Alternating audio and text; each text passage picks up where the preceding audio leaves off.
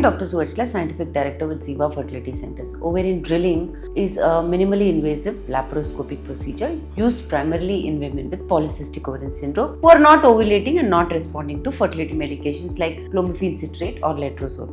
During laparoscopy, tiny holes are made in the ovarian capsule or the ovary using a needle connected to an electric laser or current. This helps reduce androgen levels and may help the ovary restart releasing eggs naturally. It's like resetting a stubborn ovary. Does it have a scientific basis? Why does it work? PCOS is often associated with high androgen levels, thickened ovarian capsule, and ovulation. Ovarian drilling works by lowering intra-ovarian and systemic androgen levels. It also helps improving FSH-LH balance and makes the ovary more responsive to natural hormonal signals. This procedure can restore spontaneous ovulation in 50 to 60% of women and spontaneous pregnancy in up to 40 to 50%. But what does the scientific evidence say? Several studies and meta-analysis have been done, and the Cochrane review published in 2012, which was updated later, found that ovulation rates improved significantly post-drilling in clomiphene-resistant PCOS. Pregnancy rates were comparable to gonadotropin therapy.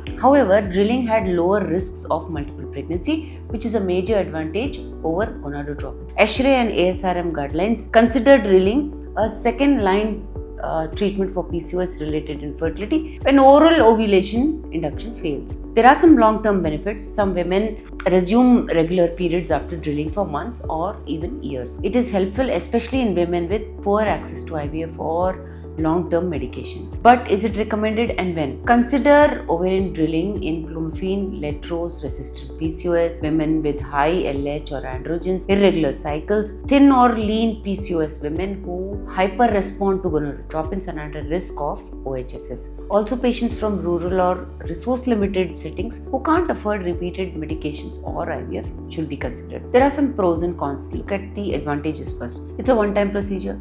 It may restore natural ovulation, no risk of multiple pregnancy, avoids long-term medications also. However, there are some limitations, some disadvantages and risks. It's a surgical procedure, though minimally invasive. There is a risk of ovarian damage if overdone. It may also reduce ovarian reserve, not to forget that. It's not effective in all PCOS patients, and it's not a first-line treatment at all. Is it relevant today? Yes, but selectively. In an era of personalized medicine, we don't use ovarian drilling for everyone, but in specific cases like clomiphene-resistant, high OHSS risk, rural settings, or as a part of diagnostic laparoscopy for infertility. Under these circumstances, it still has a valid role. It's especially useful in settings where long-term follow-up, cost of IVF, or risk of multiple pregnancies is a major concern. If you wish to understand more, please feel free to contact us. Thank you.